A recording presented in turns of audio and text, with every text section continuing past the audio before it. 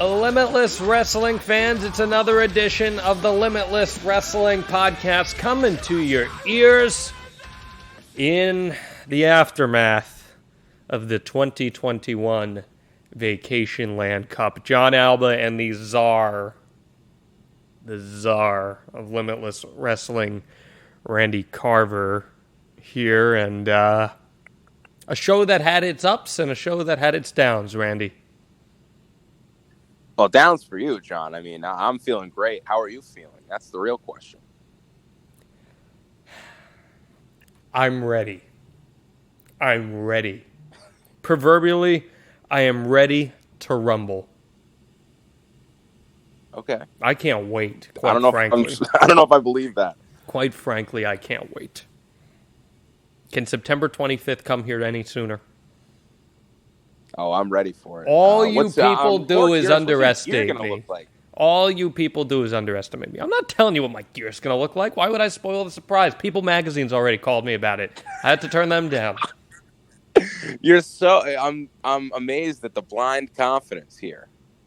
Okay, sometimes you just have to have a little bit of a reality check. I have to confront you about this. This stipulation that I am banned from Limitless Wrestling for the rest of the calendar year. Who approved this? I looked over at you when this was told to me, and I see you doing the frickin' Bryan Danielson yes chants. I think it's totally fair. Is this your gimmick now that you just banned me? No, hear me out here. Hear me out. You still do the podcast. You just can't be there in person. You just can't be with your boys. I did this for 3 years. That's great. So 6 months? What? 3 months? 4 months? It's gonna feel easy. So it'll be like a breeze, John. Trust me. Because why are you sweating it though? I'm not sweating it. It was disrespectful. It was disrespectful because you and I go way back. You and I go way back, and I thought that you would have a little more. I don't know, a little more faith in me. Faith in you? I think this matches what you guys did to Becca and what you laid out for Davey Ann just a month ago, being your prestigious bitch. What does that entail? I think it's a great idea. Yeah, okay. Whatever. We'll talk about it when we get there. But the Vacationland Cup has come and gone. It has set us up for the Limitless Wrestling 6-year anniversary show, our return to action with the anniversary show. Last year we did a top 10 countdown, which you can find on the Limitless Wrestling YouTube page. But what are the event details here, Randy, for this 6-year anniversary show? Where's the show? When's the show? When do tickets go on sale? We're back in Yarmouth celebrating 6 years of Limitless Wrestling. Saturday, September 25th at the Yarmouth Ambets. Tickets are going on sale this Friday night, 7 p.m. on limitlesswrestling.com/tickets. Make sure you're there early. Front row has sold out in legitimately a minute or two the past couple shows. So if you want front row, if you want GA, make sure you're there early. Anthony Green, the winner, we'll touch on it later, of the 2021 Vacationland Cup, moving on to the main event, going one-on-one once again with Daniel Garcia with the Limitless Wrestling World Championship on the line. Big night for him and a big night for you and your boys, and we'll touch on all that later. Oh, it's a match that has been months in the making, and it is going to be prestigious. Plus, I've been tipped in on some other surprises for this show, and I think some of these matches that are in store, I think, are going to blow the minds of some Limitless fans. So there's one particular that comes to mind that I think people are just going to be gobsmacked with, Randy. I know that's not a word you're familiar with, but if you look it up, it'll tell you that they're going to be blown away. Would you agree with that assertion? I agree. Okay. I think it's something that's been a long time coming for Limitless Wrestling fans, and it's going to be very exciting to see. Okay. Well, we had the Vacationland Cup, which will be available on IWTV when? Thursday, September 9th, streaming on IWTV, 8 p.m. will be the world premiere. I think you're just a bitter Patriots fan. Because you are going head-to-head. You are putting the show head-to-head with the NFL season opener and Tom Brady and the Bucs. I think this is your way of getting back at Tom here. No, I love Tom terrific. I love that he won a Super Bowl last year as well. And you're taking viewers away from him? What he brought New England. You're taking millions of viewers away from him. I think Tom Brady and the Bucs will be just fine that Thursday. Okay. Well, the good news is, if you don't want to watch this show live, it'll be immediately on demand on IWTV. Or, yes, it will. Alternatively, you can DVR the Bucs and Cowboys and watch That's a better the Vacationland Cup 2021, because it is going to be a hell of a show. You got a chance to see the music video that Harry Aaron dropped in record time. I thought that was wild. Me in slow motion raising my hands. I could watch that all over. That's the only part I didn't like. No, awesome video. Turned it around so quick. And, when you feel it, you feel it. And that was something that definitely, it's very cool to have such a quick turnaround. Obviously, the show in general is going to be turned around very quickly on IWTV. But speaking of that, real quick, we are in the process of getting our live streams going again with IWTV. Obviously, that's something we saw a few months before the pandemic and something that we've been asked about every single time, because there are a lot of Limitless Wrestling fans across the country, around the world, who want to watch this, but obviously cannot make it to the shows. So I think by the end of the year, you guys will have something to look forward to. The end of the year, huh? Interesting little tease. Might we find out more in the coming weeks, potentially? I would say so. Okay. I'm hoping probably within the next 2 to 3 weeks we'll have something set in stone that we can put out there. Sounds good here. So that gives us something to look forward to on that front. Let's talk about VLC. We got things going hot with our first qualifying match, Kevin Blackwood and the alternative, Anthony Green. This was one of those matches where Anthony Green, normally he's a pretty finesse guy in the ring with his moveset.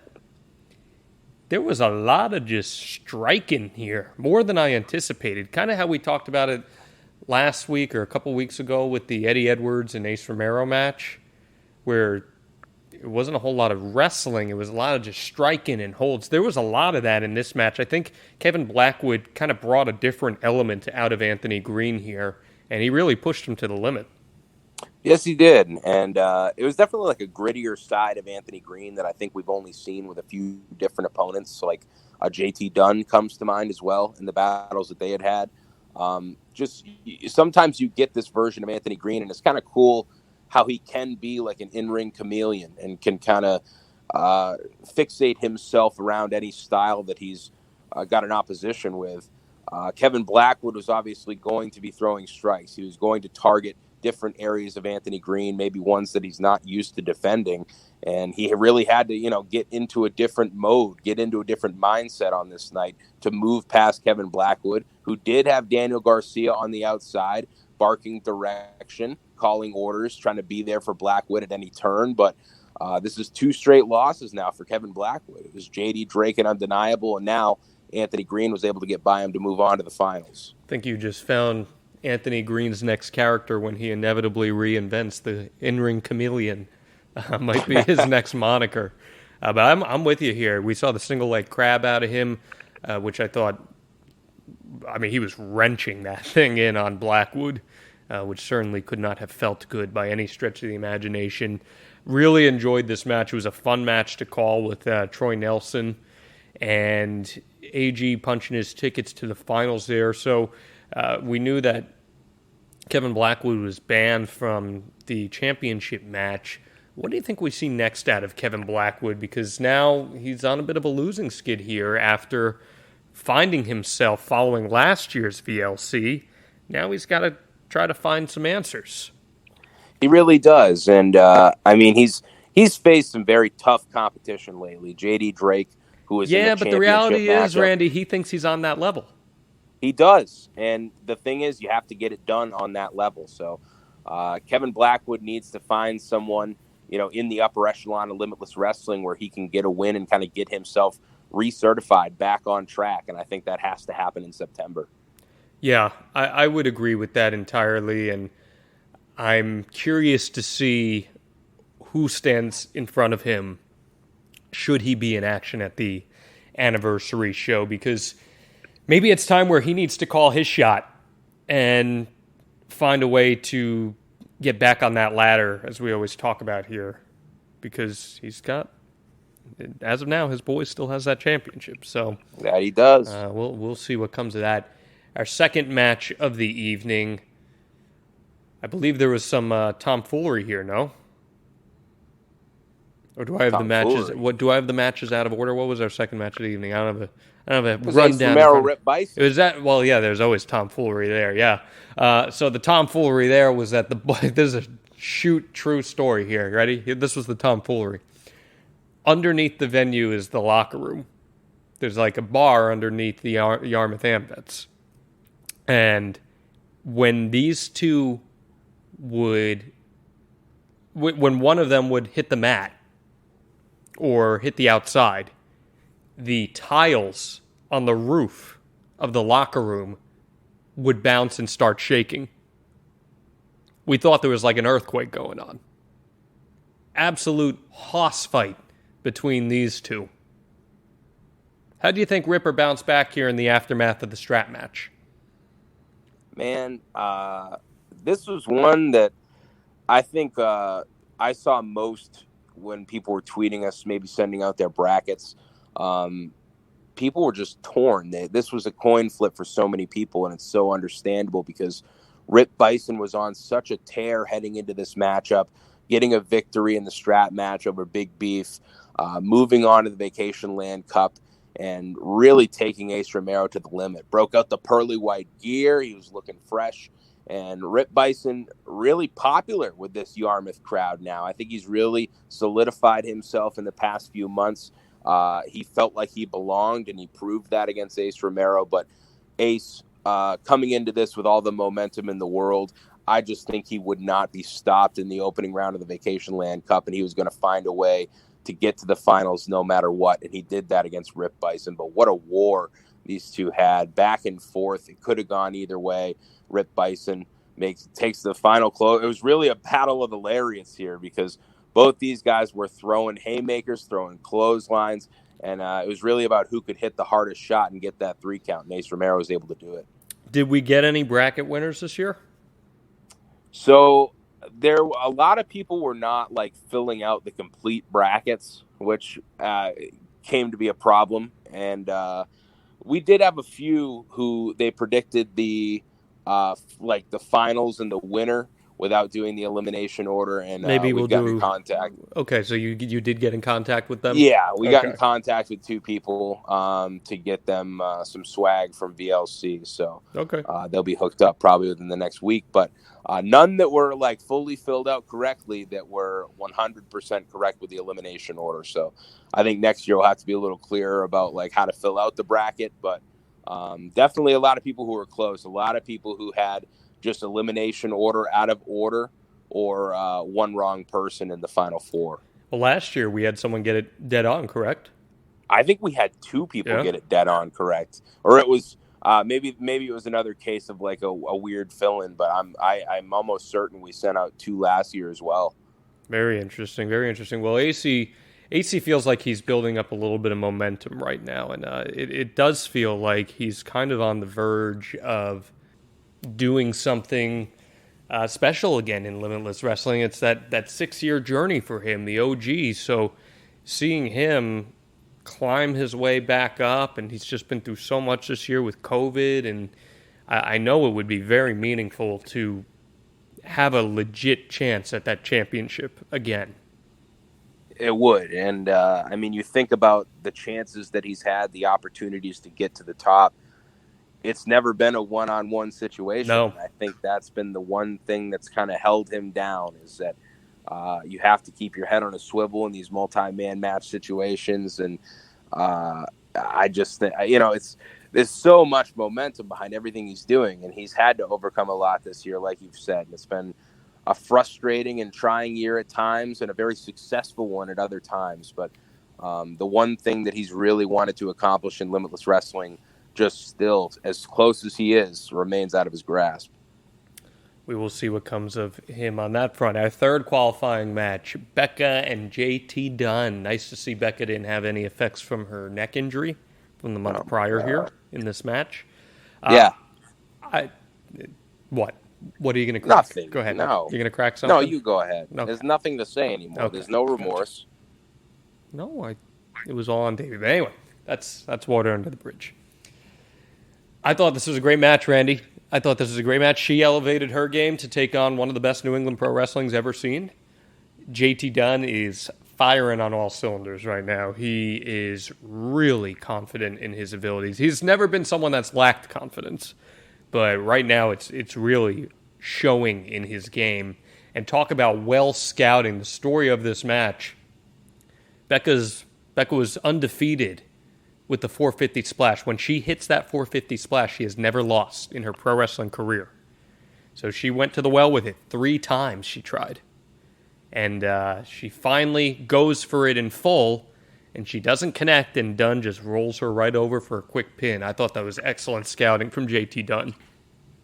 I agree, and a lot of what you said there, really resonates. Like, JT, someone who never lacks confidence, but honestly, and we kind of touched on it last week on the podcast with Top Shelf Troy Nelson.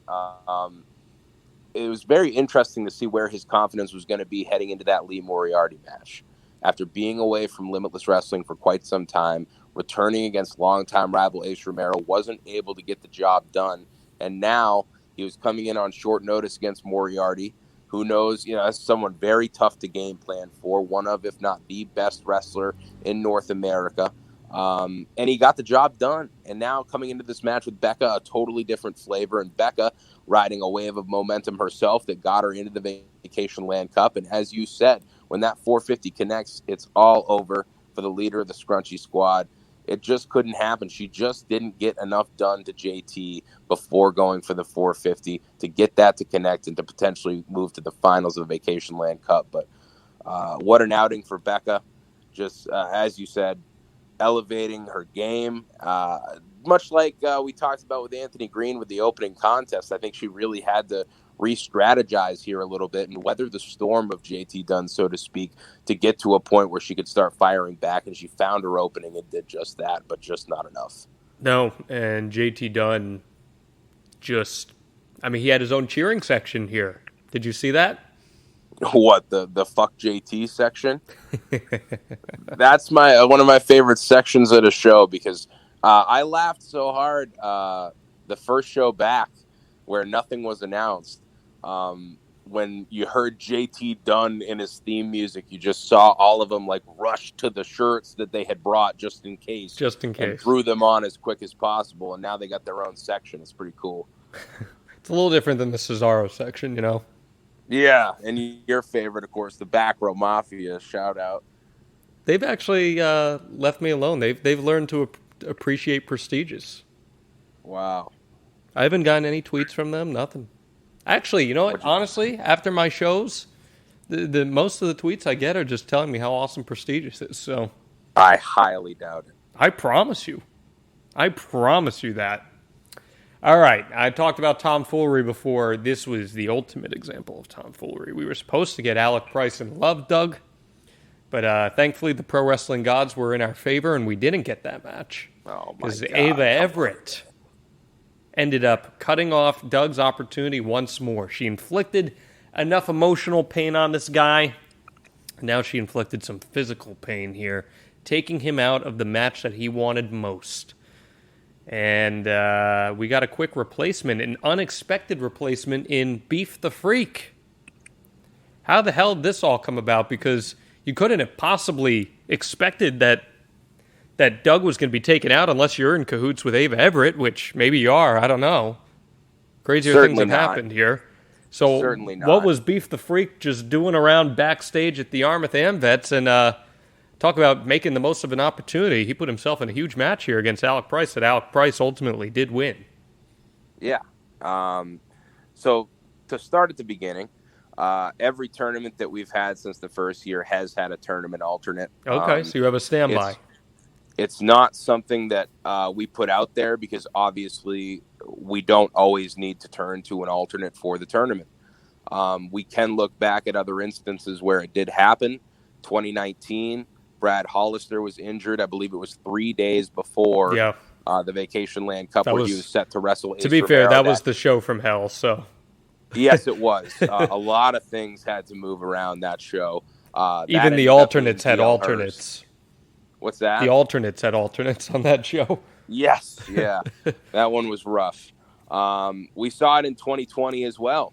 Myron Reed was supposed to wrestle Christian Casanova in the first round. There ended up being a 4-way qualifier, which was 4 gentlemen that we had on hand who would be an alternate in a position. They had the chance to earn it. It was CJ Cruz who ended up moving on. So another scenario where the alternate has to come into play. Ava Everett and Charles Mason just stealing the moment from Love Doug. As you said, the match that he wanted most with Alec Price in the Vacationland Cup. A chaotic scene. Charles Mason had the scissors in his hands once again, holding back referees Kevin Quinn and Nate Speckman. Thank goodness we had top shelf Troy Nelson, who headed down to the ring, brought some security with him. We were also, I want to touch on this too, give a little shout out to the students of the Limitless Wrestling Dojo who were there to help out, because we were immensely short-staffed in terms of what we usually have, and a lot of different people doing different things behind the scenes. So everybody came together and really tried to make it run as smooth as possible. Jacob even bringing my chairs to ringside. That was very kind of him. Yes, yeah. Clean Jacob getting the job done. How about Kevin Quinn coming back here? Kevin Quinn, good to see. It had been a while since we'd seen Kevin Quinn in a Limitless ring. It had been before we moved to the closed taping era of Limitless Wrestling, but awesome to have him back. Well wishes to Eric Greenleaf as well, where we're talking about random shit right here. Relative. What? Nothing. Were you bummed you didn't get to see him? Heartbroken. I'm sure. But yeah, Kevin Quinn was on hand, but this was a scene that he really couldn't contain with scissor blades in his face. So we got them out of there.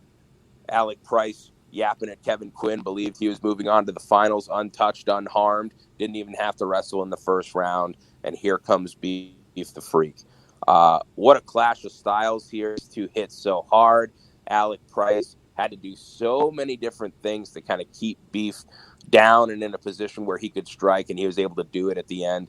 An insane prized possession from the second rope that's going to be, I think, a viral clip when that goes out there, because it's insane the athleticism Alec Price possesses, and I think a lot of people need to get on the fucking hype train to Alec Price, because he's on another level, as is Beef the Freak, who's been having some standout performances in Limitless Wrestling lately, but it's Alec Price hitting the surprise kick to the back of the cranium, moving to the finals for the second straight year. Yeah, big time moment for Alec Price there. Speaking of Kevin Quinn, he kind of looks like a jacked up Rick Knox, doesn't he? I could see it. I mean, he could kick Rick Knox's ass.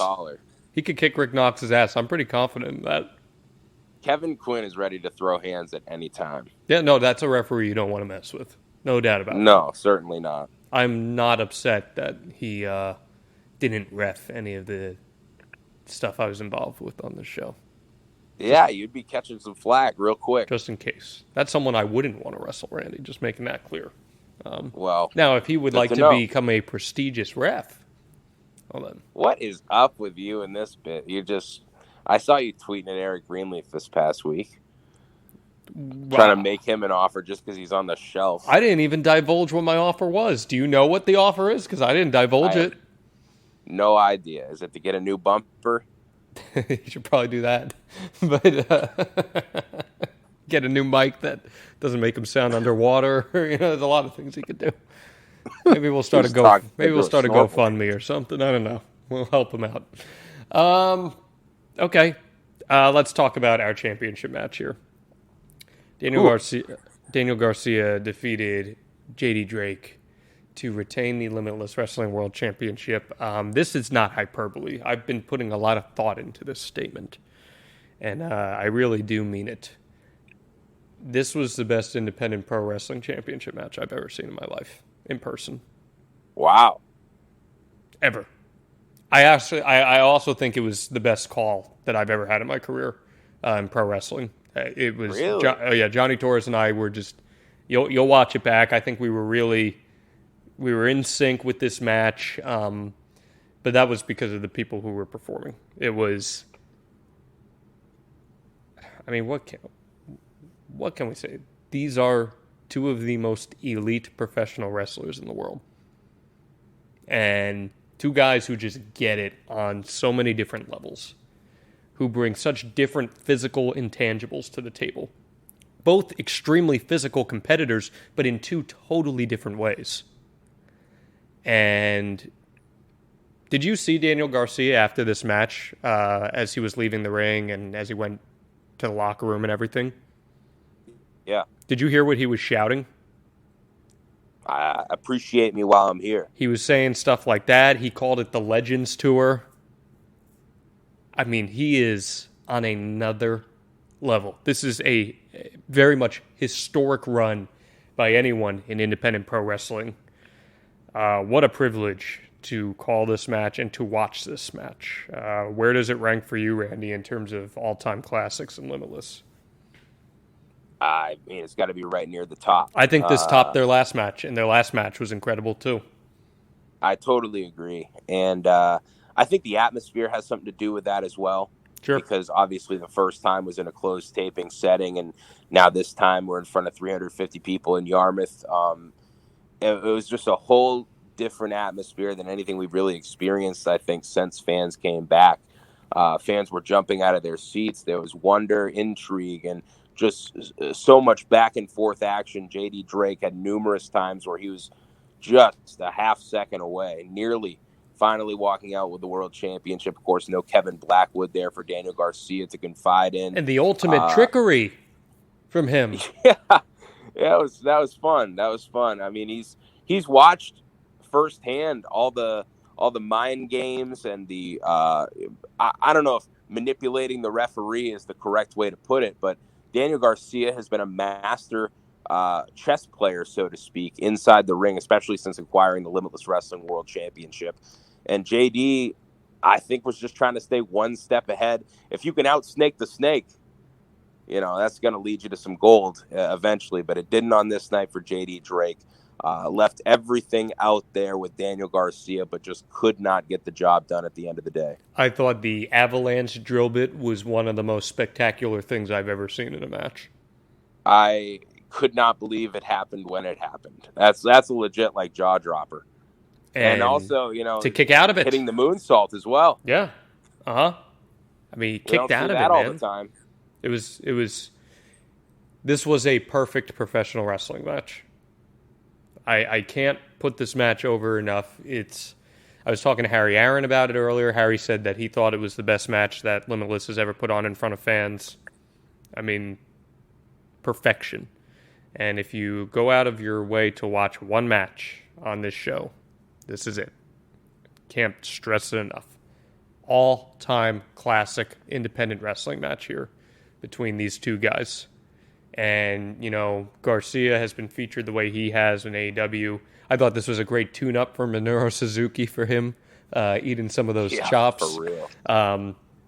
But I said this too. You know, I love the Wingman and what JD Drake's got going on in AEW, but he's underutilized there. It's as simple as that. This is a guy who can be a high mid-card main event talent for you in any promotion, let alone AEW. And what a just...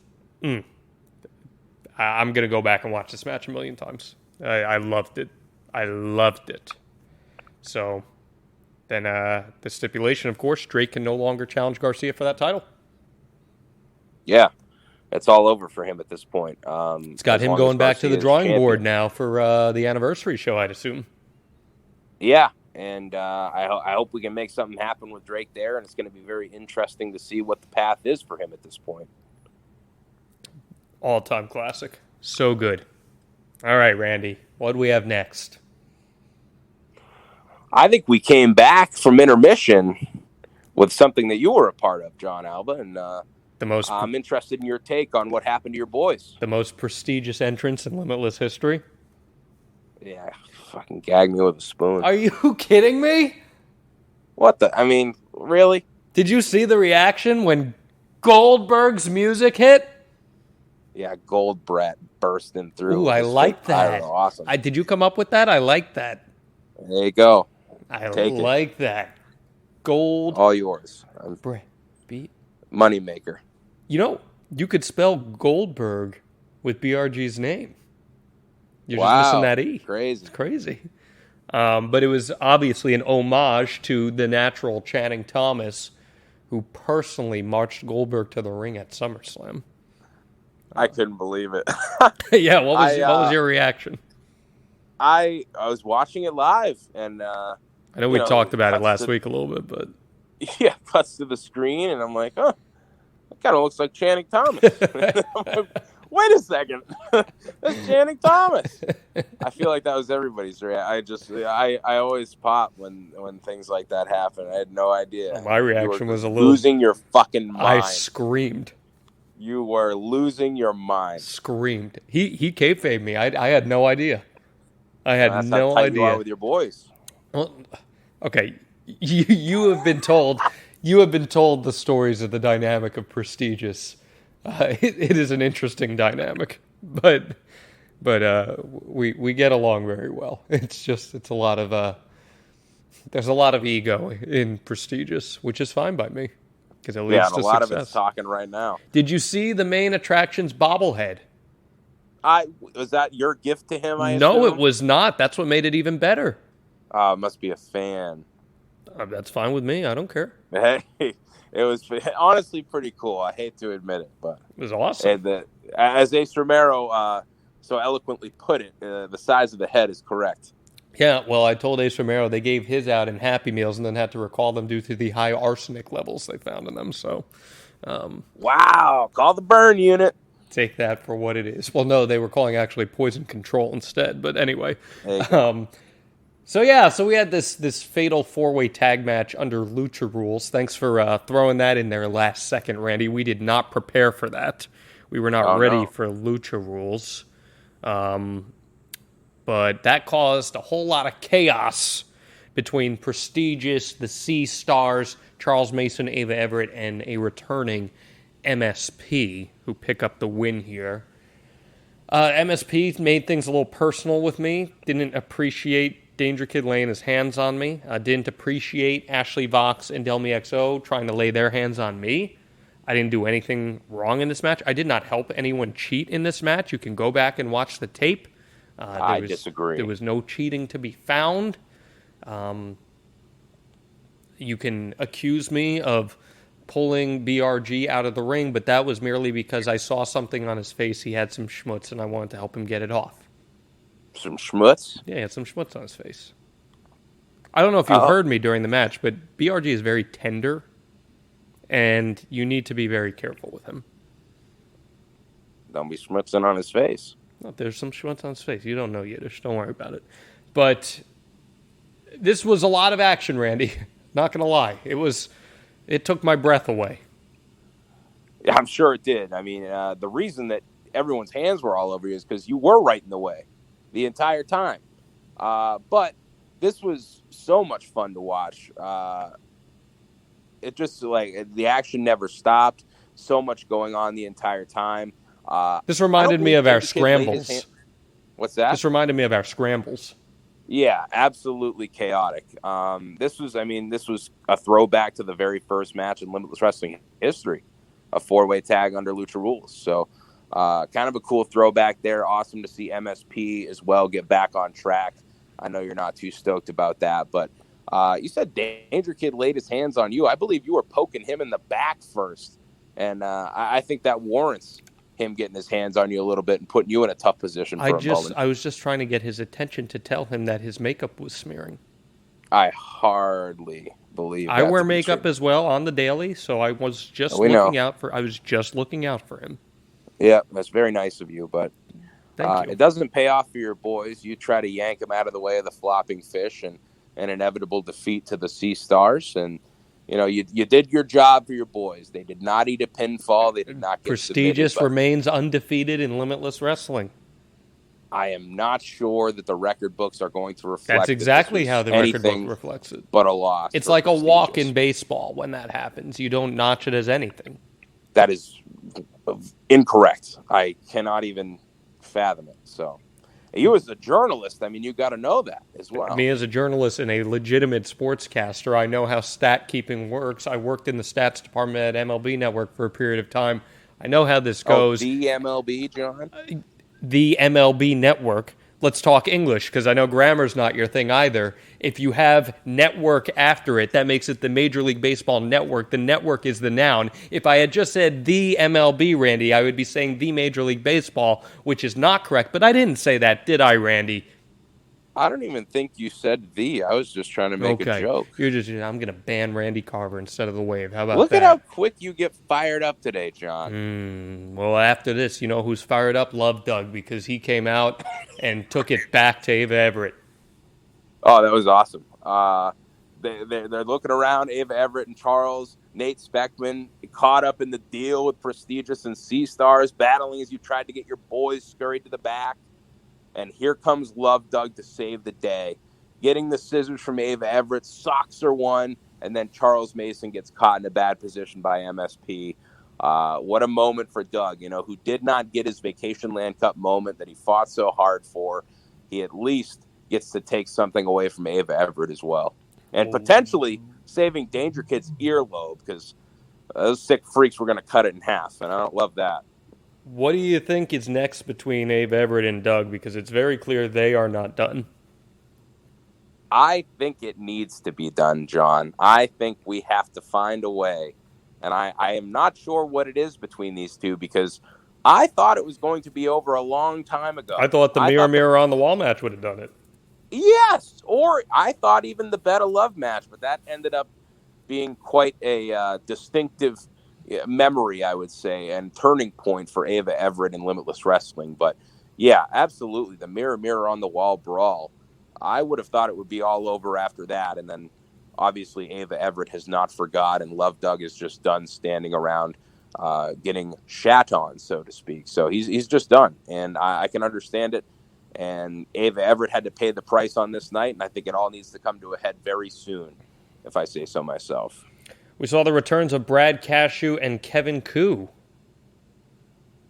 That we did. Brad Cashew and Kevin Koo, former training partners together. This is one of the matches I did not get to catch the full thing. I didn't catch a single second of this match because I was trying to calm down Prestigious. I'm sure you were. And then I had a quick turnaround. I had to get ready for a birthday fiesta. Yeah, I'm sure that was a good time for you guys. But yeah, Kevin Koo and Brad Cashew, awesome to have them both back in the house. Definitely a different kind of match than anything anybody had seen thus far. Both were trying to attack each other. Kevin with kicks, Brad Cashew looking for an opening to attack a body part, and he was able to get the better of his former training partner, Kevin Koo, here at the Vacationland Cup. That marks his first victory, actually, in Limitless Wrestling since his debut. He's impressive. He's a great athlete. And I know I was talking to Kevin Koo, and Kevin told me that he really enjoyed working with Brad and would like to wrestle him again in the future. And Kevin Koo, who just celebrated a birthday, by the way, a happy birthday to him as well. He's one of my favorites out there to watch. I love watching Kevin Koo. He's got a big slate ahead in Chicago here with All Out coming up, and hope we get to see more of him in Limitless. I think we will for sure. Then we got the main attraction birthday extravaganza celebration. Did you enjoy my party hat? Yeah, I mean, it was nice, John. I don't know what the hell you want me to say about your little celebration here. I got him a... Left a lot to be desired. I got him a protein bar. I got him front row seats to Davienne's final match before she becomes Prestigious. And I sang him happy birthday. The crowd rejoiced. The crowd joined me in that. How crazy was that? What a moment. I think they were changing the lyrics just a little bit. I'll have to watch the tape back. I don't remember. Yeah. I got very caught up in the moment. It was very emotional for me. I'm sure. Then we got Davienne and Alley Catch. The PA system broke during Alley's entrance here. And yes, I was worried I was going to get cut. I sensed the heart attack coming from behind me with you at the table. Yeah, this was tough because I mean I'll be honest, I know not a thing there is to know about fixing something like that. That's very true. You are illiterate when it comes to this. Thank you. Yeah, I had no idea really what to do, so it's kind of a scramble on a lot of our parts, and we're already short-staffed. I never do music typically, but who fixed it? We were trying to figure. What's that? Who fixed it? Honestly, it came from just a unplug by one of our students. Isn't that crazy how that works, huh? Well, we had done it 2 times up to that point, so he had the magic touch. And then it magically came on 10 seconds later, and we said, nobody touch a fucking thing. And we made it through the rest of the show after that. But, yeah, I thought going into the finals that we were going to potentially be in a situation where we had no availability to music for the last match. Maybe it would have been a situation like the cage match where the fans would have to start singing the entrance themes for everyone. That would have been cool. But I think it sets a much better tone to have some music for everybody. Well, Ethan Scott had to announce things without a mic, but shout out to Ethan, who I thought did a great job on this show. Oh man, I was blown away at how good he did, filling in for Rich Palladino, both in Yarmouth and in Herman in August. Did a fantastic job. Allie was not happy about her music being cut. Neither was I. She actually started blaming us. I said, "We've been here the whole time. What do you think we're doing?" She's like, "Yeah, you're right. You know who it is." And they had a nice little brawl. I mean, these two beat the crap out of each other. Allie certainly was trying to send a message on behalf of Prestigious. What did you think of this match? This one, another one I didn't get to see very much of because I would say for the first 6 minutes of the matchup, 5 or 6 minutes, we were trying to fix the music. So I didn't get to see a lot of this, but from what I did see, very hard hitting. But as much fight as Allie Ketch could bring to Davey was just on another level of anger this night. I don't think there was going to be anything that stood in her way unless you got yourself involved again. No, we were cheering on. We bought birthday streamers. We had birthday horns. Did you hear the horns? I did. That was for the first few minutes. I'm not really looking up or paying attention because we're trying to figure out this mixer, and all I hear is wah, wah. It's you guys in the corner just causing a ruckus. We were just celebrating. Yeah, it just so happened to coincide with every move that Allie Ketch hit. I'm sure. And then, I think that's the rest of that segment. I don't recall anything else happening, which brings us to the Vacationland Cup. I actually do recall some other stuff that happened that I think we should talk about, John. Because it was, your move to even get back to ringside, wasn't it? We were applauding Davey, and we were very happy for her that she could win her final match before joining Prestigious. And we just wanted to give her a big old group hug afterwards to give us a little bit of a peek into the future at what the group hug at what the 5-person Prestigious would look like. That's new. I mean, I've never seen you guys, especially in that very position, going for a group hug in the past. I mean, what would people think there, John? I actually can send you a picture of us in the group hug, but okay. Alas. That's great. From all four sides of the ring, slowly enclosing. We like to build anticipation on things here. That's horseshit. Becca knew it was horseshit. The Sea Stars knew it was horseshit. And then you were in deep shit. So what happened? Go ahead. Tell the crowd, Randy. Well, it was great. The Sea Stars burst out after Becca is in there standing back-to-back with Davey, ready to fight you guys off. They have chairs in hand, and your boys, your beloved Prestigious members, hang you out to dry. They left you for dead, John. They didn't do it purposely. They thought I was with them. And you weren't. You were frozen in the ring. And then they got a hold of you, and Davian laid out some awesome, in my opinion, stipulations to counter yours for the 4-on-4, introducing Team Davian, who's going up against Prestigious in September. What do you think of Team Davian? I'm impressed because along the way, it's all people who you guys have pissed off, and I think they'd love nothing more than to kick you out of Limitless for the rest of the calendar year. I got a lot of tweets sent my way and messages that were like, why didn't you just make this a 3-on-1 or a 4-on-1 handicap match with Davey? And it's because I believe in fair stipulations and total transparency in pro wrestling. So that's why I wanted to give her an opportunity to find some tag team partners. And guess what? I still have confidence in my boys. And yes, the main attraction, Mac Daniels, saved me in this because they were going to take my head off. It's true. And you should be thanking him because, frankly, he saved you from having to reschedule that match on the anniversary show. Instead, you've got a second main event here all tied up and ready for you at your delivery. Oh, we could have done 3-on-4. It would have been okay. No, I don't think so. I don't think that's how it works. You know why people want to see that match. It's because they want to see me, in particular, aided by my boys, pinning Davey N 1, 2, 3.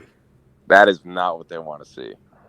I think your head is in the wrong place. Very much disagree with that. But we have a big-time marquee caliber match here. I am so humbled to be part of Limitless Wrestling history here. I'm sure, yeah. And I'm sure this is the last that we're going to hear about. Do you have any tips for me? I would say get yourself in a ring very soon. I've been training. Just get ready to get hucked around the ring a little bit. Yeah, okay. You've been training? What have you been doing? Rolls.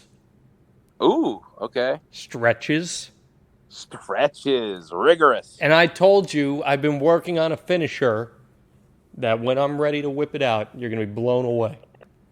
Okay. I will. Here's a shoot story. You want a shoot story? I'll shoot on you here on the Limitless Wrestling Podcast. Yeah, let's see. This is not my first match ever. This is my first match in Limitless Wrestling.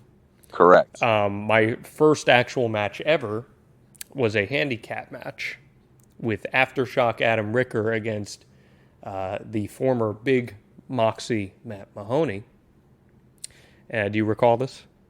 I do. Yeah, I don't think I was there for it, but I recall the time frame. So, well, you were in the building earlier in the day. You didn't stay for the show, but you were in the building earlier in the day when I was training. I was getting ready. I was in the ring, and I was going over some stuff with some people on the IWE roster, rather. And there was a person who is still heavily involved in Limitless Wrestling fandom and involved very heavily in main wrestling, period, who was like, let's get in there and let's do some stuff. I said, okay. And he's like, do a forward roll. And I did a forward roll perfectly on my first try. And he said, he was like blown away. He was flabbergasted. I said, what? He's like, I didn't know that you could just pick it up and just do a forward. It took me months to be able to do a forward roll correctly. And he was blown away by my natural athleticism. And we delivered an all-time classic, a true barn burner. So I can't wait to do it again. I'd like to remind you, I have an elimination in Let's Rumble under my belt. That's great. I don't know how that's going to help you here. I can throw people over the top rope. They're going to come back, John. Trust me. Lucha rules, right? Yeah, sure. Is this just you tell me, you're the matchmaker here. Is this a standard 4-on-4 tag match? This is a standard 4-on-4 tag, okay. Yeah. No elimination, tomfoolery, nothing there. Just straight up 4-on-4. One fall to a finish. One fall to a finish. Okay. Hour-long time limit? As long as it takes, John. As long as it takes. Sick. So I can get Davey in a headlock for 3.5 hours? Love it. Yeah, I'm sure that'll happen. I can't wait. That's your dreams. There's going to be some big-time publications talking about this match. I cannot wait. And our main event, the Vacationland Cup Finals. Anthony Green wins his second Vacationland Cup trophy here. Take us through the match, because I didn't get to see a single second of this. We were recuperating outside. I'm sure. Honestly, early on, it looked like Alec Price had this thing locked up. It was Anthony Green, Ace Romero, Alec Price, JT Dunn. And anything can happen when there's so many people in the ring, like a situation like this. So Alec Price was just on another level, I think, with the people as well. Like, I think a lot of people really bought into Alec Price going all the way, that he could do this thing. And he got caught. He was the first man eliminated after hitting the surprise kick to the back of the head of Anthony Green. It looked like he had it. And then there's JT Dunn, death by elbow, knocking out Alec Price and taking him out of the VLC finals. And a really big moment, I think, for Dunn, who, ironically, being a former winner of the Vacationland Cup, I think in this situation kind of was looked at as an underdog, because I think a lot of people, hadn't seen JT Dunn in a long time. The first time he comes back, he gets a loss to Ace Romero. And then once again here, actually eliminated by Ace Romero, and we get to our final two, a flashback to 2019, Anthony Green and Ace Romero, and what a moment that was to see them face off once again.